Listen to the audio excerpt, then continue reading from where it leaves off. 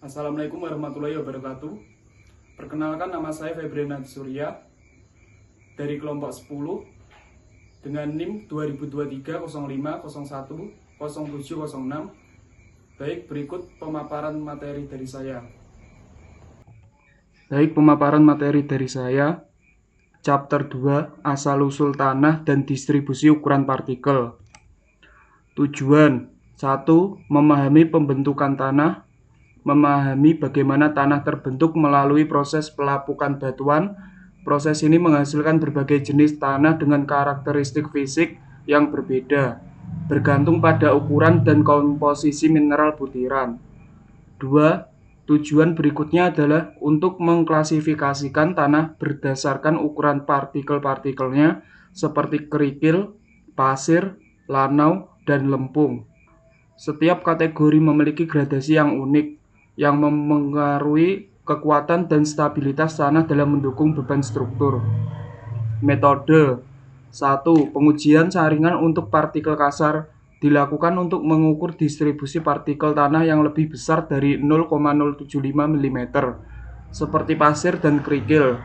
Tanah disaring melalui serangkaian saringan dengan ukuran lubang yang berbeda dan persentase tanah yang tertahan di setiap saringan dihitung. Data ini digunakan untuk membuat grafik distribusi ukuran butir dan menentukan gradasi tanah.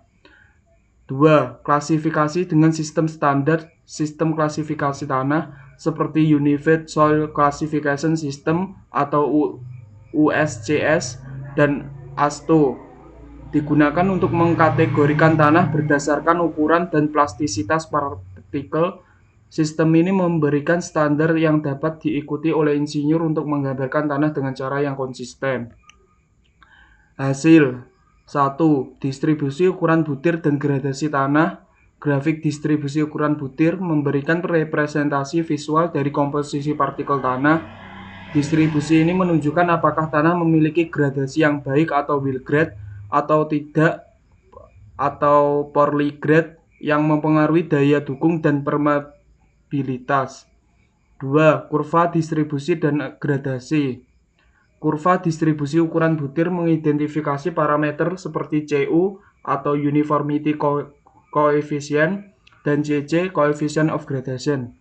Parameter ini memberikan informasi tentang penyebaran ukuran partikel dalam tanah yang berkaitan dengan daya dukung dan sifat drainase tanah. Manfaat teoritis. Pemahaman dasar tanah. Data ini memberikan pemahaman yang mendalam tentang bagaimana distribusi ukuran butir dan gradasi mempengaruhi kekuatan dan perilaku mekanik tanah. Pengetahuan ini mendukung teori dasar mekanika tanah dan menjadi dasar untuk perkembangan lebih lanjut dalam studi geoteknik. 2. Hubungan ukuran butir dan gaya dukung. Penelitian ini menunjukkan hubungan antara distribusi ukuran partikel dan kemampuan tanah untuk mendukung beban. Gradasi tanah mempengaruhi kohesi dan sudut geser dalam tanah, yang pada gilirannya mempengaruhi stabilitas lereng dan fondasi. Manfaat praktis. 1. Panduan desain fondasi. Pengetahuan tentang karakteristik tanah memungkinkan insinyur memilih jenis fondasi yang tepat, seperti fondasi dangkal untuk tanah dengan daya tinggi. Hal ini penting untuk menghindari penurunan dan keruntuhan struktur akibat fondasi yang tidak sesuai. 2. Aplikasi infrastruktur transportasi. Data gradasi dan kekuatan tanah digunakan dalam perencanaan jalan raya, landasan pacu, dan infrastruktur lainnya. Informasi ini memastikan bahwa tanah dasar dapat mendukung beban lalu lintas dengan stabilitas yang memadai, mengurangi risiko penurunan dan kerusakan jalan. Chapter 3. Hubungan berat volume tanah. Hubungan berat volume dalam mekanika tanah. Tujuan utama dari materi ini adalah untuk memahami hubungan antara berat dan volume dalam mekanika tanah. Hal ini penting dalam geoteknik untuk memahami bagaimana tanah berperilaku di bawah beban serta aplikasinya dalam konstruksi. Dengan memahami hubungan ini, kita dapat menghitung dan memprediksi sifat tanah seperti kepadatan, kelembapan, dan stabilitas tanah. Salah satu tujuan penting lainnya adalah untuk menganalisis parameter utama seperti void ratio atau rasio antara volume rongga dan volume pemadatan tanah, porosity atau rasio volume rongga terhadap volume total tanah, dan moisture content atau kadar air tanah, yang dapat mempengaruhi kondisi tanah baik dalam keadaan kering, lembab maupun jenuh. Metode penelitian ini menggunakan pendekatan sistem 3 fase, yaitu tanah yang terdiri dari padatan air dan udara. Setiap fase memiliki peran yang penting dalam menentukan sifat tanah. Beberapa parameter utama yang dibahas dalam konteks hubungan berat volume ini antara lain 1. Void ratio, 2. Degree of saturation, 3. Unit weight. Hasil 1. Unit weight lembab, berat total tanah per satuan volume tanah yang mencakup berat padatan dan air yang ada dalam rongga tanah. 2. Unit weight kering, berat tanah kering per satuan volume yang dihitung dengan menggunakan rumus. Unit weight jenuh, berat tanah ketika rongga tanah sepenuhnya terisi air dihitung dengan rumus. Selain itu, konsep kepadatan relatif atau DR juga digunakan untuk mengukur kepadatan tanah berbutir kasar seperti pasir dengan rumus DR sama dengan Emax dikurangi E dibagi Emax min E min dikali 100, di mana Emax dan E min adalah void ratio maksimum dan minimum tanah dan DR menunjukkan seberapa padat tanah dibandingkan dengan kondisi paling padat dan paling longgar. Manfaat teoritis. Manfaat teoritis dari pemahaman hubungan berat volume tanah ini sangat besar dalam pengembangan ilmu geoteknik. Pemahaman tentang bagaimana parameter-parameter seperti void ratio, porosity, dan moisture content mempengaruhi tanah dalam berbagai kondisi memberikan wawasan baru dalam analisis tanah. Pengetahuan ini memungkinkan kita untuk menjelaskan sifat tanah secara lebih akurat dalam kondisi kering, lembab, atau jenuh. Korelasi empiris antara ukuran butiran median atau D50 dan void ratio atau Emax Emin yang ditemukan oleh penelitian sebelumnya juga memberikan kontribusi signifikan terhadap pemahaman kepadatan tanah berbutir kasar. Selain itu, teori-teori ini penting dalam analisis likuifaksi yang merupakan salah satu aspek penting dalam evaluasi risiko bencana alam yang melibatkan tanah berpasir. Manfaat praktis. Dalam praktik lapangan, hasil-hasil yang diperoleh dari pemahaman hubungan berat volume ini sangat bermanfaat untuk berbagai aplikasi rekayasa tanah. Misalnya dengan mengetahui unit weight tanah dalam kondisi kering, lembab, dan jenuh, kita dapat lebih akurat dalam merancang fondasi untuk bangunan dan infrastruktur lainnya. Kepadatan relatif digunakan untuk menentukan tingkat kepadatan tanah yang sangat berguna mengevaluasi kestabilan lereng dan desain fondasi. Selain itu, pemahaman tentang hubungan antara porosity, moisture content, dan unit weight memungkinkan perencanaan yang lebih efisien untuk pengelolaan air tanah dan konstruksi geoteknik yang lebih baik. Analisis yang didasarkan pada hubungan-hubungan ini dapat membantu mengidentifikasi potensi masalah stabilitas tanah yang sangat penting untuk mencegah kerusakan struktural dalam proyek konstruksi. Chapter 4. Plastisitas dan struktur tanah.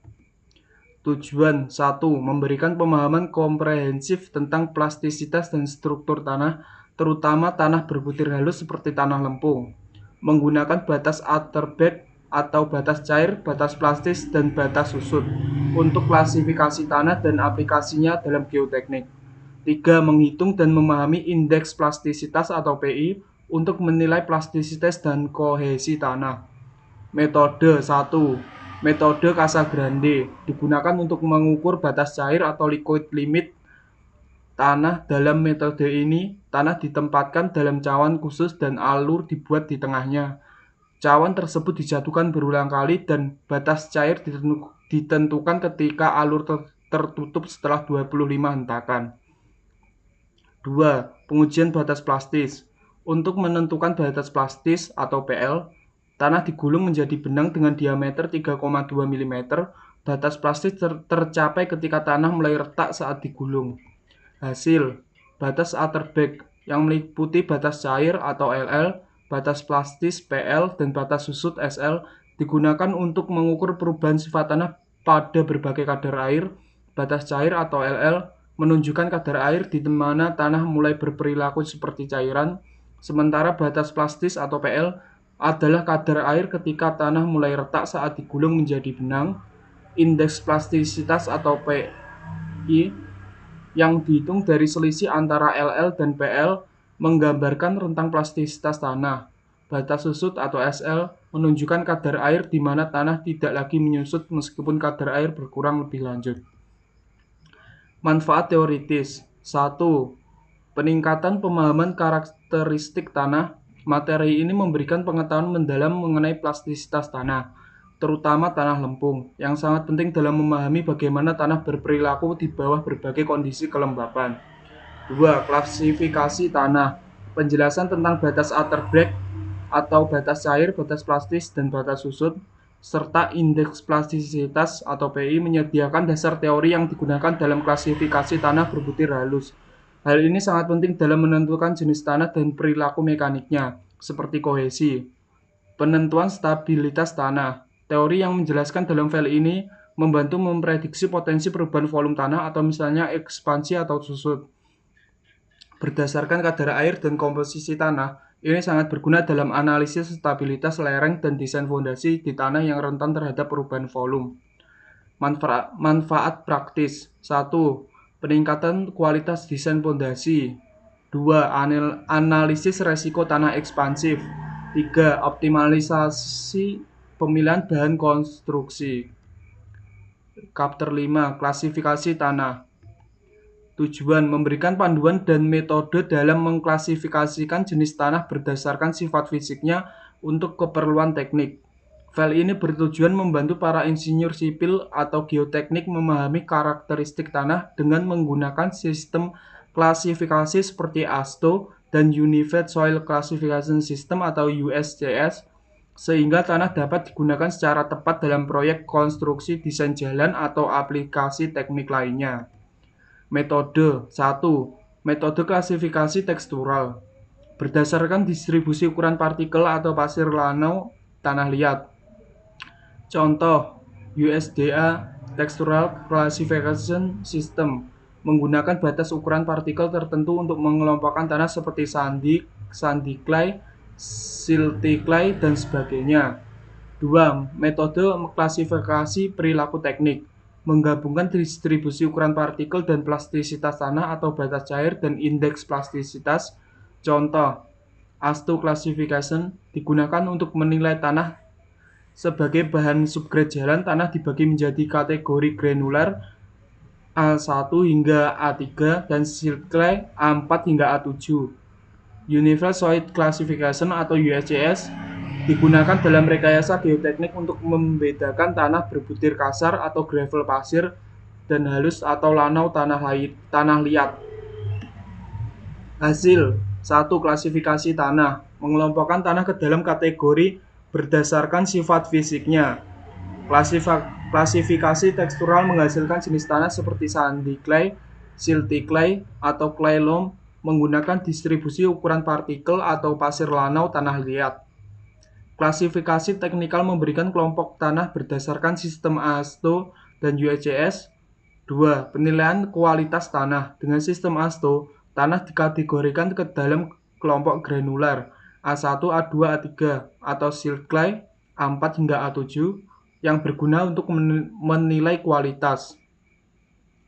Dengan sistem USCS, tanah diklasifikasikan berdasarkan parameter tekstur dan plastisitas menjadi gravel, pasir, atau tanah lempung, atau clay dan silty, seperti clay sand atau silty clay. Contoh perhitungan. Beberapa contoh perhitungan ditunjukkan seperti distribusi ukuran partikel dan plastisitas untuk menilai tanah sesuai kebutuhan konstruksi. Manfaat teoritis. 1. Peningkatan pemahaman sifat tanah. Memberikan landasan teori mengenai parameter fisik tanah, seperti distribusi ukuran partikel dan plastisitas yang penting dalam memahami perilaku tanah di bawah beban teknik. 2. Kerangka klasifikasi universal. Menyediakan metode standar ASTO dan USCS untuk mengelompokkan tanah, memungkinkan komunikasi yang lebih jelas antara para profesional teknik geoteknik secara global. 3. Pendukung keputusan teknik. Teori klasifikasi membantu insinyur memilih jenis tanah yang sesuai untuk berbagai aplikasi teknik, seperti konstruksi jalan, fondasi, atau bendungan dengan memahami karakteristik seperti daya dukung dan kestabilan. Manfaat praktis. 1. Penentuan jenis tanah untuk proyek teknik. Membantu insinyur menentukan jenis tanah yang sesuai untuk berbagai aplikasi teknik seperti pondasi, bangunan, konstruksi jalan, bendungan atau dinding penahan tanah. 2. Komunikasi efisien antar profesional. Sistem klasifikasi tanah seperti USCS mempermudah komunikasi antara tim teknik dan pihak lain atau misalnya kontraktor atau klien menggunakan istilah dan metode standar. 3. Pengurangan resiko kegagalan proyek. Dengan memahami karakteristik teknis tanah, insinyur dapat mengantisipasi perilaku tanah di bawah beban atau kondisi lingkungan tertentu, mengurangi resiko penurunan tanah atau longsor. Chapter 6. Pemadatan tanah. Tujuan untuk meningkatkan kekuatan tanah agar mampu menahan beban yang lebih besar.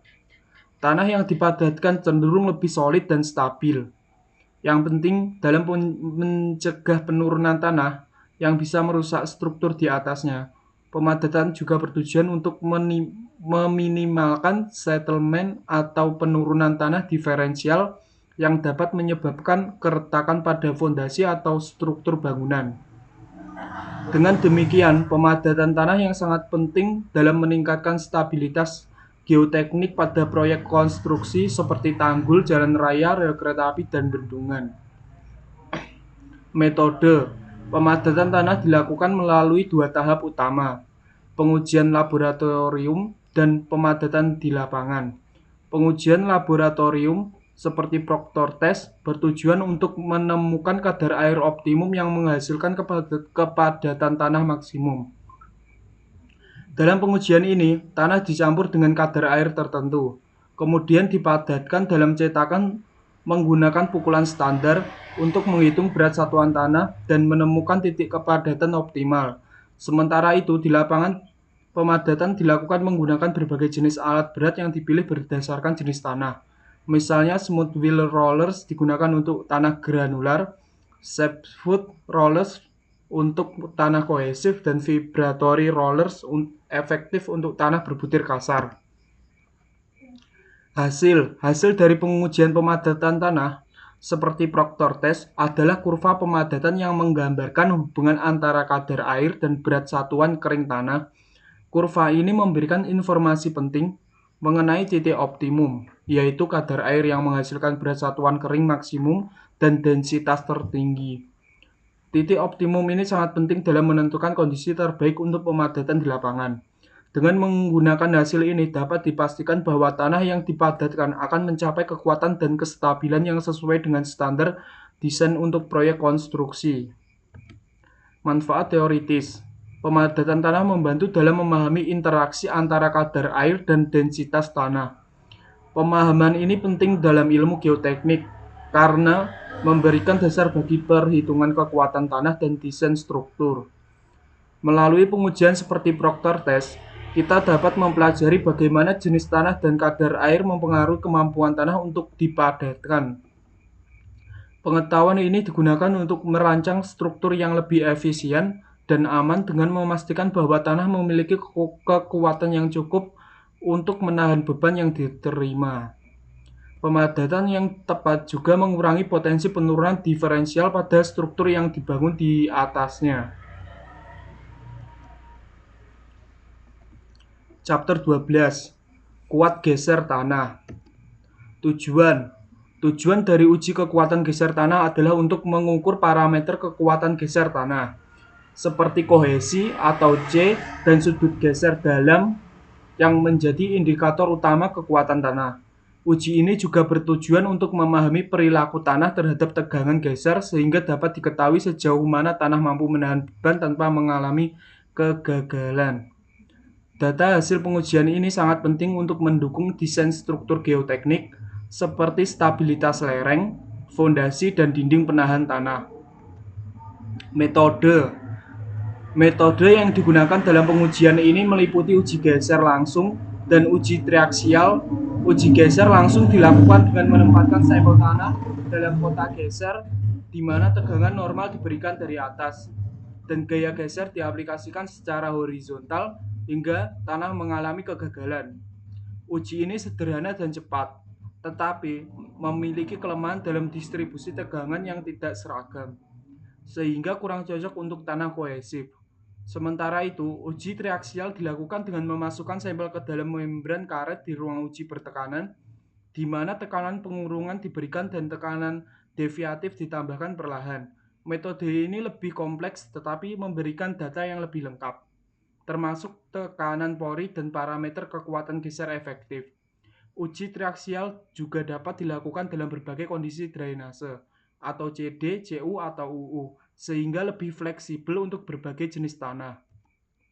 Hasil Hasil dari uji kekuatan geser tanah ini mencakup nilai kohesi atau C dan sudut geser dalam yang dapat digunakan untuk berbagai analisis geoteknik.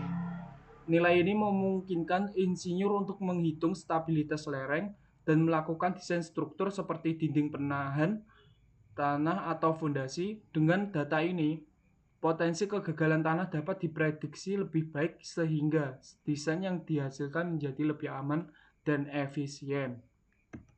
Manfaat teoritis. Secara teoritis, uji kekuatan geser tanah memberikan pemahaman mendalam tentang mekanika tanah, khususnya perilaku tanah di bawah tekanan geser. Penelitian ini membantu menyempurnakan metode analisis stabilitas tanah dan memberikan kontribusi dalam pengembangan studi geoteknik yang lebih luas. Selain itu, data yang dihasilkan menjadi dasar bagi penelitian lanjutan untuk memahami karakteristik tanah dan material serupa.